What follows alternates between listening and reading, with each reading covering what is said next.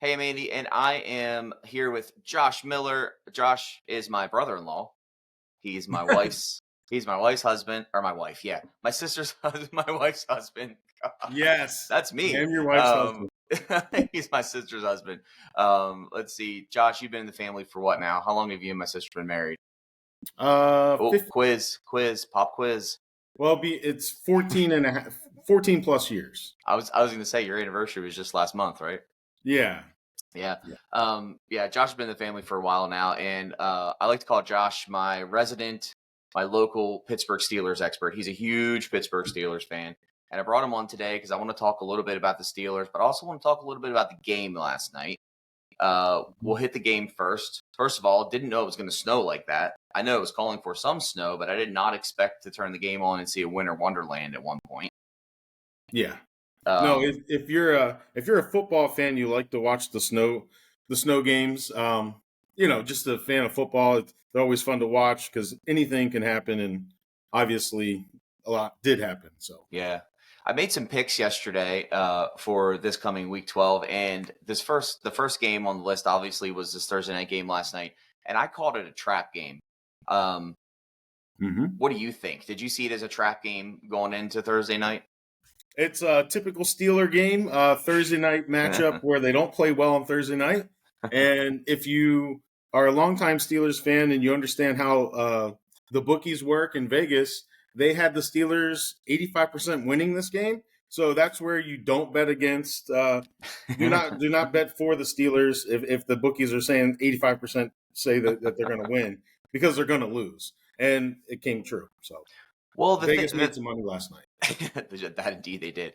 Well, the thing about it is the Browns aren't a horrible team. I mean, I think their Coach Stefanski does have something there. They made a decision not to let him go this season so far, so they must see something there. I know Jameis Winston isn't the most reliable quarterback in the world, but he's got him in a good place. They still have decent players on the team. They still have Myles Garrett. They still have Nick Chubb. They have a lot of young wide receiver talent. If they can get everything fixed up, they might be in a good position. I don't think they'll battle for any type of playoff contention, but they could be that team that kind of spoils a lot of people's playoff hopes in a sense. But Yeah. I don't think the Steelers are out of contention either. I don't think honestly. I see the Ravens losing Monday night. I think the Chargers are gonna beat the Ravens Monday night. The Ravens have defensive problems in the secondary, and Justin Herbert looked like a plus quarterback this past weekend. He was tearing the Bengals defense apart, and the Bengals have a decent defense too. Hmm. It's going to be a good game, but let's get back to the game last night. Russell Wilson didn't have a horrible game. Threw for over 200 yards. He did have he had a touchdown, one touchdown, no interceptions. Right. There was a lot of times where in the first half he kind of looked a little sluggish. Kind of came alive in that second half, made it a game. Do you think Russ is the short-term answer quarterback for the Steelers, or do you see him being there for a couple more years? Well, if you believe the rumors, he's going to be signed in the offseason, probably to a 2-year deal. I'm not sure if I'm down with that. I mean, he's in year 13, so uh, what you see is what you get. You're going to get a few moon balls, like what they like to call the moon shot. Yeah. He throws the deep ball pretty well, but sometimes you just got to make the simple pass, and his accuracy sometimes is not the best. And as you saw last night, a slippery, wet ball, he'll fumble it, and we couldn't convert at least 2 4th downs, so we turned the ball over on short yardage. But if you saw when they threw Justin Fields in there towards the end of the game, you get a different look with a running quarterback, and it kind of opens up the play selection. So even though if you go back to last week where the Steelers were trying to ice the game against the Ravens, they put Justin Fields in on 3rd down and probably 3rd down and 8, and he got 7 yards. He slid too soon. But on the 4th down, they brought Fields back in.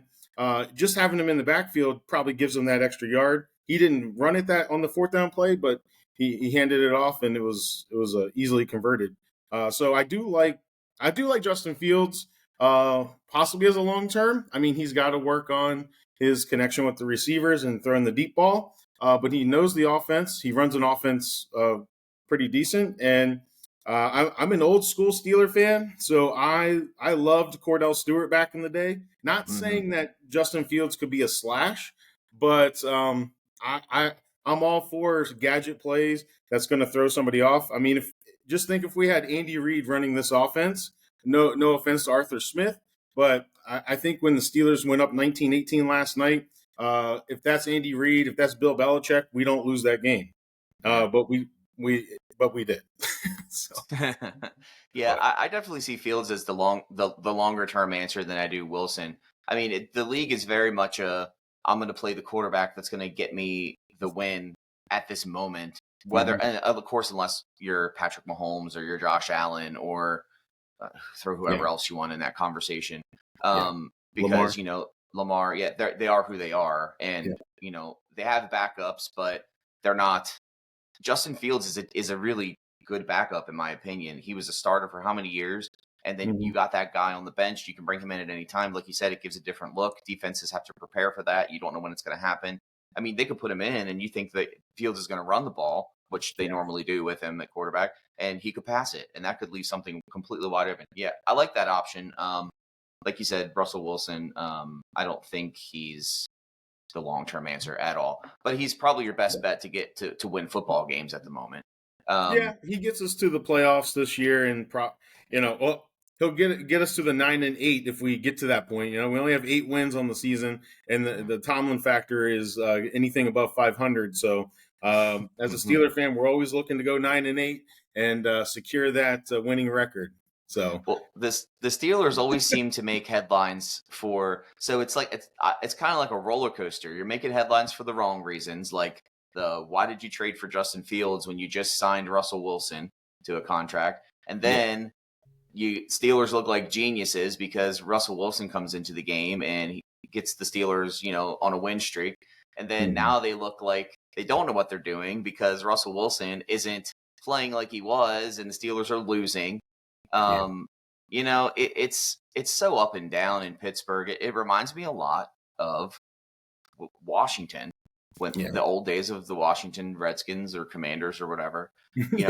I mean, it's any team, and I pick that team because that's who I follow, and that. But it's going to happen. Ups and downs happen with an NFL team. It's just, will they be in the headlines is the big thing, and how will the media show it to the world? But one thing I do really enjoy about the Steelers is George Pickens. George Pickens is always entertaining. Some of the decisions he makes on the field are kind of questionable, but nonetheless, entertaining to say the least. I actually have a clip here I'm going to play of his interview last night when he was asked about the game and what he thought about the Browns. I'm going to play it here real quick. Here it is. All right.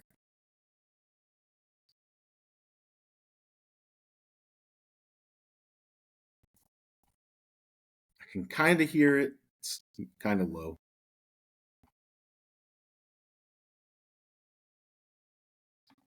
He just flat out said the Cleveland Browns aren't a good team at all, and they just beat the Steelers. Obviously, they're a good team. They're good enough to beat you, but I know you couldn't see the video, but just the expression on his face while he's saying this is emotionless. Yet on the field, the man's got I'll reference one play. I think you were at the game, the Washington Steelers game, right? Yeah. When Jeremy Chin picked off Russell Wilson. I don't remember what quarter it was, but Pickens didn't even go for the ball when the play was made. And then after Chin picked the ball off, Pickens went after the other defensive back and suplexed him. Yeah. Here's my thoughts. I think Pickens is, if you'll see the Steelers. We always have decent receivers, right? You can go back into history, look at the Hall of Famers, Lynn Swann, all those greats. You got Hines Ward, who's up for Hall of Fame. But then you see sometimes we get crazy receivers that shoot themselves in the leg, like Plaxico Burress. But then you get like this guy, Pickens. I actually think he's vying to what's he going to do after football. He's definitely could be WWE material. He's probably going to go into the World Wrestling, entertainment business. And hopefully, we get some more of those sound bites. I mean, it's good for football. If you're a Steelers fan, you're probably like, cringe, what are you doing? But if you're just a regular football fan, I love to see my receiver do like a suplex, something from the top rope to help my team out. I mean, that's what I would want to see. I also like hard-hitting receivers, such as like Hines Ward. I mean, he's the hardest hitting receiver out there when he played. Yeah, my thoughts are, I can't remember who the defensive back that he suplexed was. Probably Forbes or somewhere along that line. It doesn't matter who he is. Anyways, that's my George Pickens. Sorry. There you go. But I'm assuming they probably had words with each other earlier in the game, or right before that play, and that's why he targeted him and went after him. But the social media posts on that, people obviously found it entertaining, and I didn't see anything wrong with it other than you're going to get penalized for it. But it's definitely fun. But I've heard some people say is Pickens the next Antonio Brown? I don't know, because not talent wise. I'm talking about media headline wise. Well, yeah. I mean, nothing to laugh at. I'm not laughing at the CTE. No. But honestly, I mean, who puts on a helmet and goes out there and wants to get in a car crash every other play? These people are, they're taking that's a huge step to commit to that. But if you look at Antonio Brown, the one hit from Vontaze Burfict back in the day, I think it really sent him out, right? I mean, prior to that hit, he was probably on the straight and narrow, and he's the hardest working practice player, probably the hardest working on the field, best route runner. Roethlisberger will throw the ball up. I don't know if Pickens has that work ethic. I think the work ethic sets it apart. But Pickens definitely has flashes of greatness. It could be one of the top, could be like a Justin Jefferson if someone can throw him the ball, right? Fields couldn't throw him the ball. That was the big thing on Pickens, was like he wasn't getting the ball. Now Russell Wilson has the best moon ball, I guess, in the game. 13 years in, you should be able to perfect it. But he's getting old, right? So Pickens enjoys Russell Wilson, which means he's going to catch some balls, and we're going to see some flashes of brilliance. But too soon to compare him to I'd compare him to Plaxico Burress at this point. He's tall, lanky, makes some crazy plays, does some crazy things on and off the field. Hopefully Tomlin can right the ship and get this guy practicing harder and be more of a superstar that is in his system. Like it's in his bones. You just got to get it out of him. Yeah, the talent's definitely there. You can see that on the field. Like you said, it's just keeping yourself on the right path, keeping on that path. A lot of things go into it more than quarterback throwing to the wide receiver. You have to have that relationship. You have to develop that bond between yourself and the quarterback.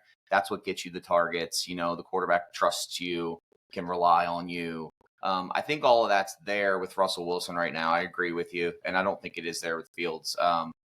Pickens will definitely benefit from Russ the rest of the season. We'll have to see next season they'll have all off season, to figure it out.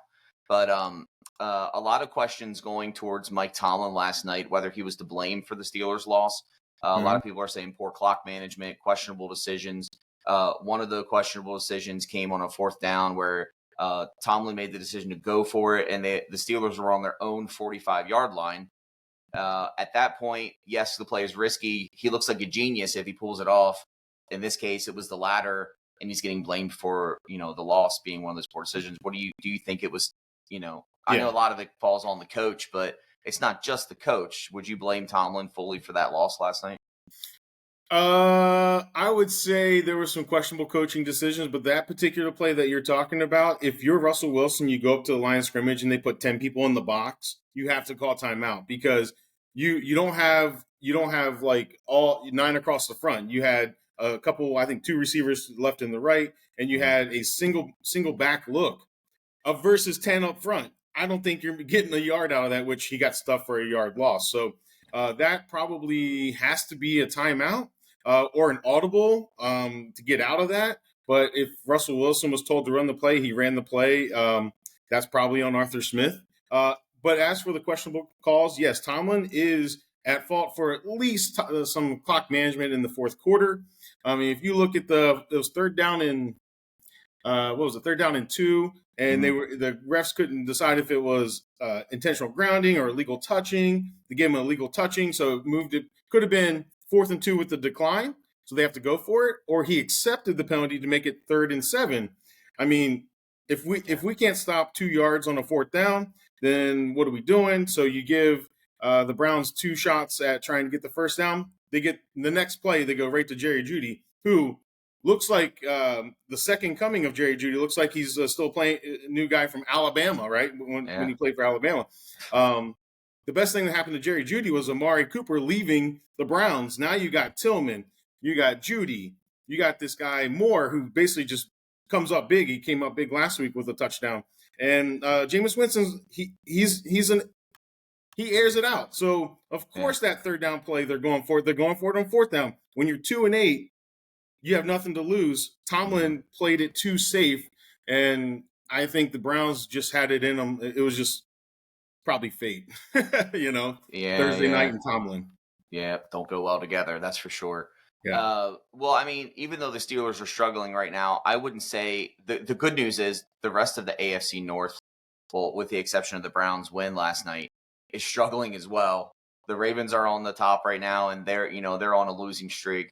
You guys beat them last night, so that bodes well for you, tiebreaker wise. If you guys finish with the same record, the Browns, like we said, I don't think are going to make any type of run to make it to a wild card spot, and the Bengals are struggling. So it's kind of a lose-win situation, as how I look at it. Like, yeah, we lost, but let's take this. They need to look at it as, let's take this chance. Let's figure out what's going on. The loss isn't going to hurt us totally. Don't let it ruin what you have going. That's my opinion. I feel like that's how you have to look at it. And if they look at it that way, I think they'll be in good shape. I think as a Steelers fan, it's frustrating to beat the Ravens handedly, in my opinion, last week. Lamar couldn't do anything. John Harbaugh is what? He's lost 7 of his last 8 against the Steelers. And then you just look at the future. We got a Christmas Day game at home against the Chiefs. We're probably going to win that game, and then you lose this stinker last night to the Browns. So that game, even though it doesn't probably say it's going to prevent us from making the playoffs, it definitely eliminates number 1 seed contention. And that talk, just forget about that. Yeah. Because you can't lose to the Browns in Cleveland when they are the Brownies, right? Come on. We can't do that.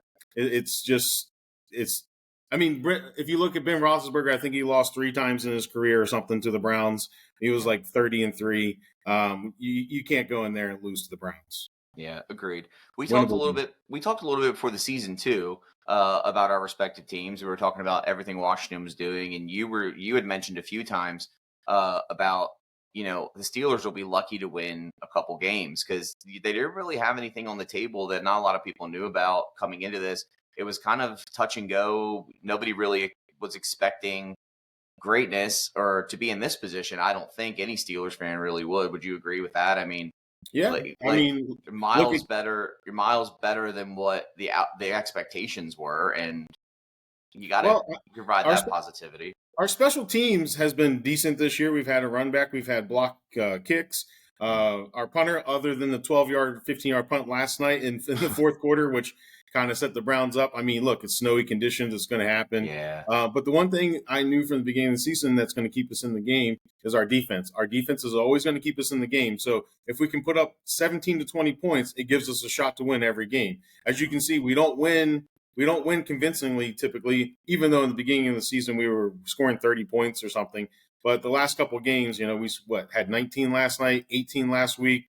I mean, look at our the Wizard of Boz. Chris Boswell is the best kicker. Justin Tucker, who? Exactly, right? He gets paid. Tucker makes $6 million. I think Boz makes 2 or 3. I'll take Boz every day kicking in the cold weather. Yes, he missed a 58-yarder last night in the wind, in the snow. I know it was in the beginning of the game, but he came in clutch with the field goal in the second half, and also I think a couple extra points. But at the same time, I didn't expect too much. I did intend that we would go at least 8-1. We got to keep the standard. The standard is the standard, or at least 9-8. So even though I wasn't thinking playoffs or win the division, or we're still on that path so that we can make the playoffs and hopefully get past the first round, which we haven't done since 2017. So yeah. Yeah. I think they're in a good position, even with the loss last night. There's still a chance, especially if the Ravens go down to the Chargers and lose Monday night. That'll help you guys out big time. Um, would have helped more if you got a win last night and then the Ravens lost. But you take what you can get, and That's the you roll with Hardball it. Bowl again, right? You got your Yeah. brothers versus. That's going to Yep. be. That's phenomenal. I'd love. Yeah. Let's hope the Ravens get stomped. Yeah, Herbert. I'm Yeah. taking Chargers all the way. They're a hot team right now. They beat I always said so far. Anytime we talk about the Bengals this year, they're like the best worst team in the NFL. Joe Burrow is having an exceptional year at quarterback. You look at his quarterback stats, and they don't. If they wouldn't show you the record, and you didn't know what their record was, and you looked at Joe Burrow's stats so far this year, you're like, oh, how many losses did they have? Like maybe two losses, maybe one. The rest wins. Nope. That they're in third Yeah. place in their division and they lose close games they should win. It just doesn't make sense. Yeah. Something's wrong there, and finding out what that is, I don't know. But I'm taking Chargers all the way. Even though we call them the Bungles when they start losing, so the Bungles, right? Yeah. The Bungles they do what they do, right? However, I do have Jamar Chase in my fantasy, so I am so happy that I think he got me 55 points last week against you, right? In the fantasy. That's right. We did. That was oh geez, don't remind Right? me of that. Look, I got no other receivers. I had to trade away Puka Nakua because I had to bring it up. I had to get a running back, and Aaron Jones hasn't been he's been serviceable, but not great the last couple. But Jamar Chase, 55 points. I can't. So yeah, keep doing what you're doing, losing Bengals, but Jamar Chase keep bringing home the bacon for me. All right, well, Josh, thanks for hanging out with us today. I appreciate you coming on, taking the time out to chat about the Steelers. Yeah, man. There's the terrible towel. I was waiting on it. I was surprised it wasn't up when we started the call. Well, this is the inaugural terrible towel from in 2001 when it opened up. Oh yeah, there you go. At Heinz Field. So I was up there for the preseason game, nice. Very first game. Yep, 2001. Nice. A true Steelers fan. That's right. All right, man. Thanks for hanging out today. We'll talk to you soon.